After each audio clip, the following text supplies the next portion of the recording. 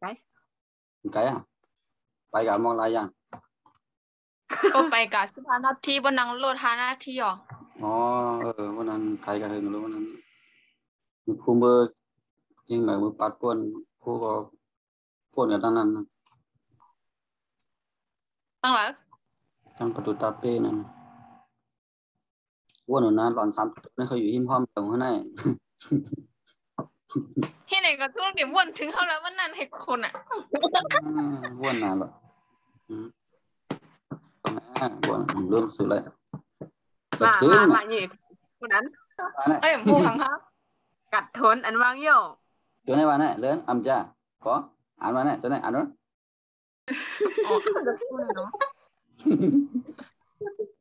พี่เป็นไรอ่ะพี่จะแงกินเลยกันอุบกับอุบมากอยู่เด่นคือถามว่าลืมไหนกันลืมหรอทอถงทอยังก็ทอถงทอถงแท้ฮะมึงออกว่าเลื่อนออกว่าถงอ่ะถงอ่ะทอถงแหมถงสังอ่ะถงอ่านมาแล้วอ่านมาแล้วทอทนทอทนว่าไว้ที่เหมือนไรเนี่ยที่อ่ะปล่อยไปก็มีอันไหนหยิบไรไหนcóว่าเนี่ยเสียงคำไรวะเนี่ยนะแม่ที่ร่างกายแห่งอื่นเสียงคำเมื่อกี้ยิ้มไรตัวนั้นก็ยิ้มไปเลยว่าตะปาตัวนั้นอีกอ่านบ้านนั่นนะก็อ่านบ้านนั่นนะโอเคทบเมื่อไรเสียงมีก็เสียงดิแม่ที่ร่างกายแห่งอื่นอันนั้นนั่นหรอแม่นั่นน่ะมันนั่นน่ะไม่โทษน่ะมันนั่นมาเป็นเสียงเตียมน่ะมันน่ะแม่แม่ที่ร่างกายแห่งอื่นเส้นหูตาปากเนี่ยเนี่ยเขาเรียกตามันไม่ใช่ตา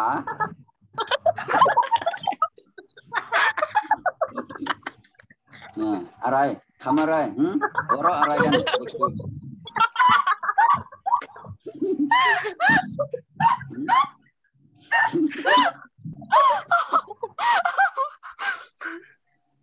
พูดว่าตานี่มันน่าขำนักหรืออีแฉงอีแฉงดินทวารพูดยังเหรออะไรนายก่อจะพูดอะไรพูดมา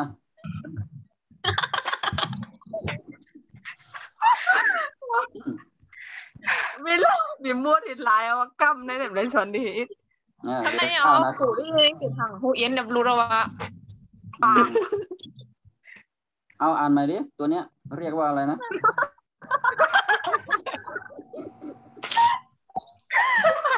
ตา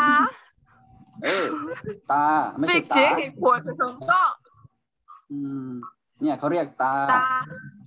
ตาไม่ใช่ตาอันนี้เรียกอะไร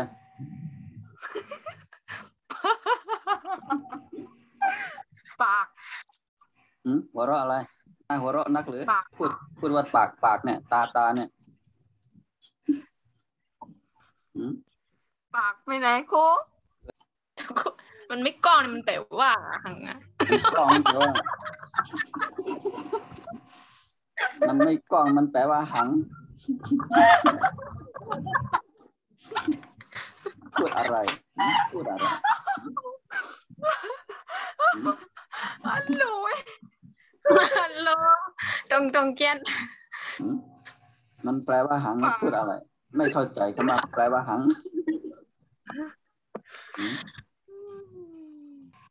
เข้าใจแล้วค่ะย้อนนั่นน่ะมันย้อนนั่นปากผมย้อนนั่นเสียงกล้องน่ะเสียงกล้องเสียงย้อนเฮ้ยเดี๋ยวดิสอน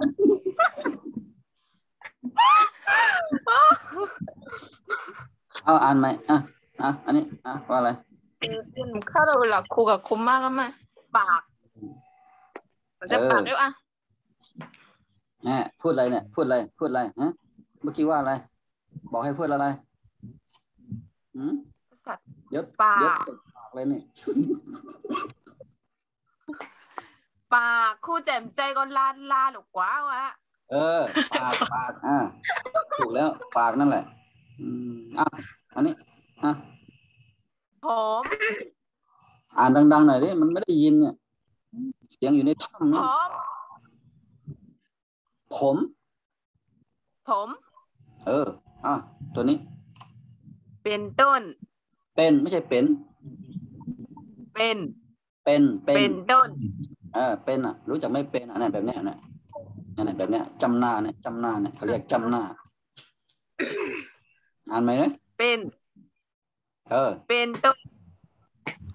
เป็นอะไรนะต้นอ่านทั้งสองตัวดิ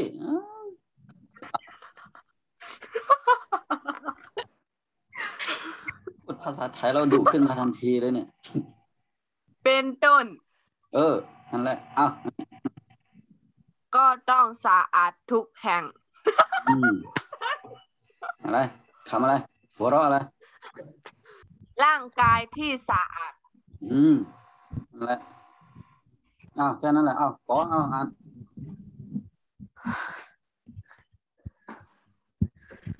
ให้อ่านไม่ใช่ให้ยิ้มกันเข้ามาได้พูดอะไรเนี่ยไม่รู้เรื่องพูดอะไรภาษาย่อมสดชื่นดีนั่นแหละเอาเนี่ยแลดูก็งดงามต้องอย่างนั้นนี่อันทำไรมางดเนี่ยเนาะเป็นที่ชอบพอของคนอื่นนั่นแหละเอาเนี่ยยาวเลยเนี่ยดังนั้นเด็ก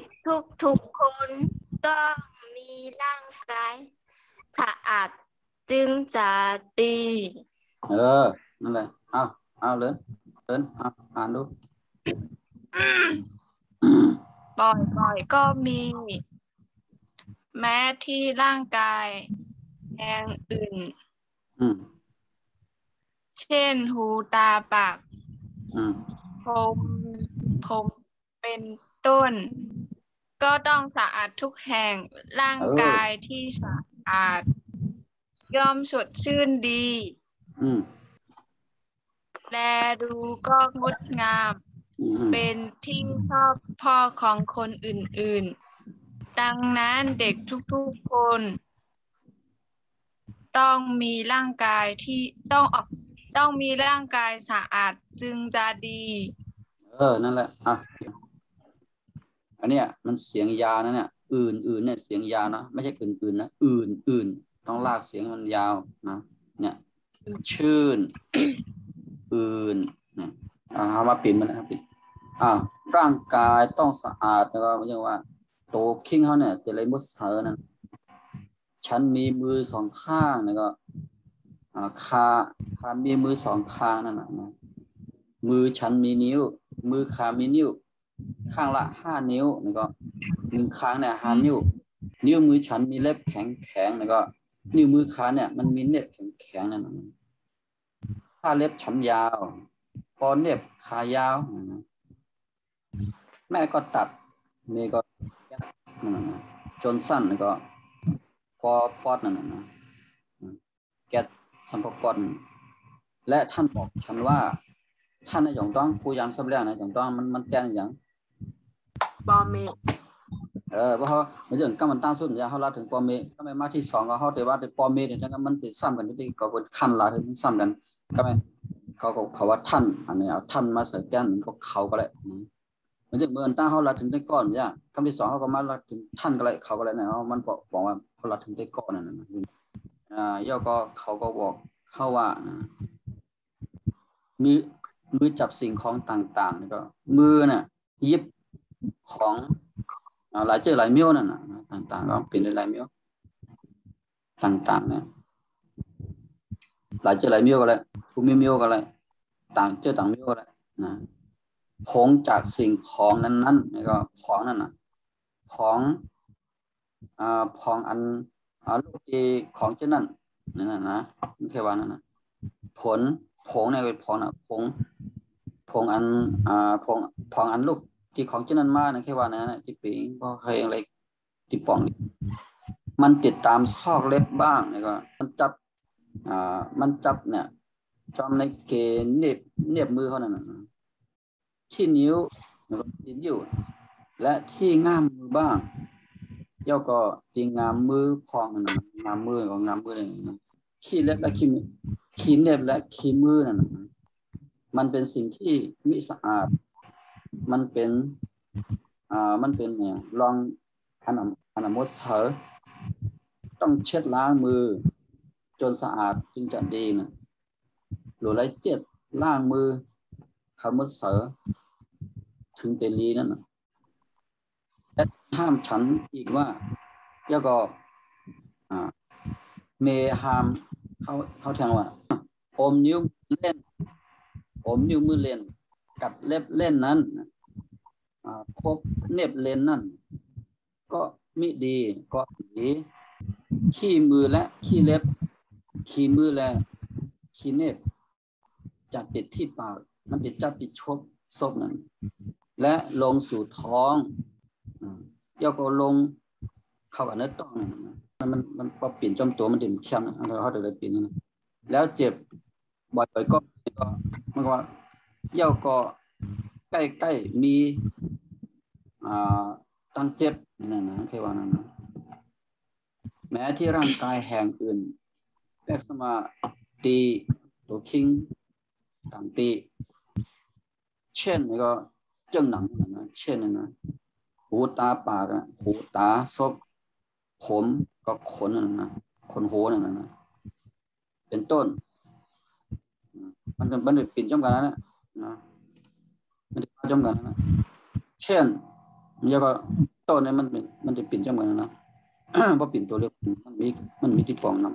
ำก็ต้องสะอาดทุกแห่งนี่ก็ตื้นเตลัยมดเสกุติ ร่างกายที่สะอาดตัวคิงอันมดเสย่อมสดชื่นดีนี่ก็มันปางจืนลีนั่นน่ะจำยากเพื่อนห้องปางจืนอย่างยากอย่างว่าจะไหนจืนปังแล้วค่ะจืนปังก็เลยปังจืนก็เลยเนาะและดูก็งดงามก็ตัวก็หลีตัวนั่นน่ะนะเป็นที่ชอบพอของคนอื่นๆนี่ก็เป็นที่ชอบพอของพาหันก็หลีตัวที่ว่าจะนั่นน่ะพาหันก็หลีตัวพาหันก็เกี่ยวที่ว่าพาหันก็เกี่ยวดังนั้นเนี่ยย้อนนั้นเด็กทุกคนดูอ่อนกูก็ต้องมีร่างกายสะอาดจึงจะดีเดี๋ยวเลยมีตัวทิ้งบดเสือถึงจะดีดังนั้นแล้วนะพี่น้องขอนะเอาจริงๆท่านเอาให้ท่านดูว่าท่านก็อ่านกันนะปิ่นก็ปิ่นบ้านเนาะจะอ่านก็จะอ่านเนาะเนี่ยมีอย่างท่านเดี๋ยวนี้ก็มาประเทศวายังว่าทำมาตักยังตักมาอร่อยไม่แซมไกลว่ากำตังถูกแสงคำเคยตักมามีความตักนำมากันตักมาพูดถึงเป็นต่อคำน้ำนี่อันก็ถือว่ายาวลงน้ำอันไปเหรอยาวถึงมึงเลยวะน่ะถึงมึงจะปานวะน่ะน่าจะพอดีหัวปีเหลือนะปีกอมหูปีกออย่างนั้นก็กูนะแล้วปีเล่นเด็กก็กูก็คือที่เราอยากจะมาทางนี้ว่าจะเป็นสุดแน่ว่ามาด้วยมันยาวจริงๆไปมันหยาบจริงยาววะภาคอำใจภาคเปิ้นกินลีนอำใจลีนเปิ้นอยู่กูอำใจกูเปิ้นนอนที่นั่นก็เดี๋ยวก็น้าวลีนเปิ้นอยู่และลีนปะเหี่ยวไอ้หมอใจผู้ปะเหี่ยวเปิ้นอยู่อำใจลีนเปิ้นอยู่นะลีนอำใจลีนอยู่แม่น่ะว่าปีเลือนแทงอ่านก้อย2โยน่ะกูเพิ่งขี้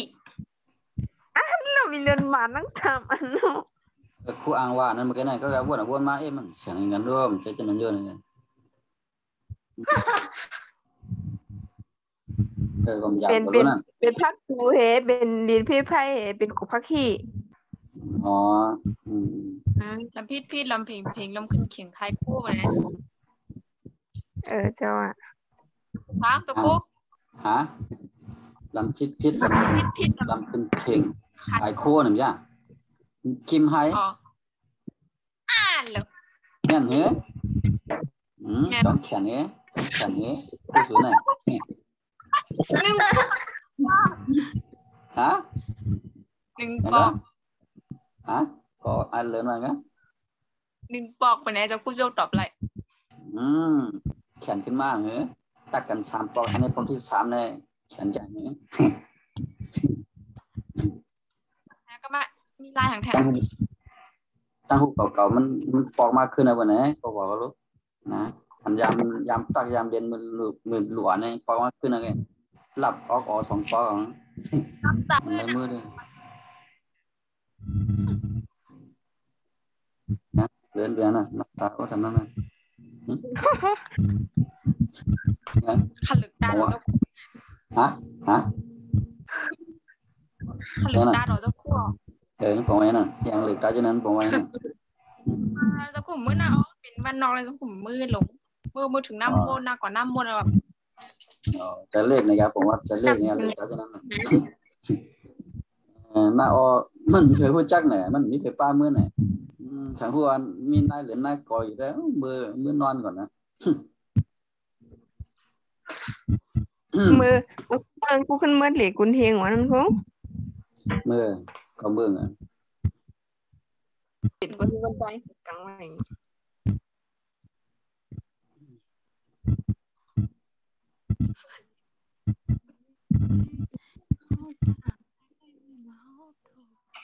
เอามาไปห้องน่ะเอาเลือดเปิดมา ก็ได้ยินเสียงดีฮะ อะไรยินฮะ มันบ่ยินดีกู อะไรยิน มันบ่ยินดี อ๋อเสียงเบานะทำไมนะ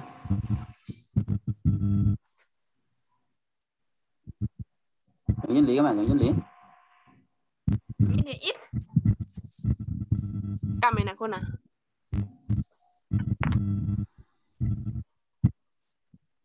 ยินอะไรยินเดินอะไรยิน แล้วยินค่ะจะคู่ เมื่อไกลอ่ะจะเมื่อไกลอย่างนี้เมื่อไกล ปากกาแล้วยินแวมหรอ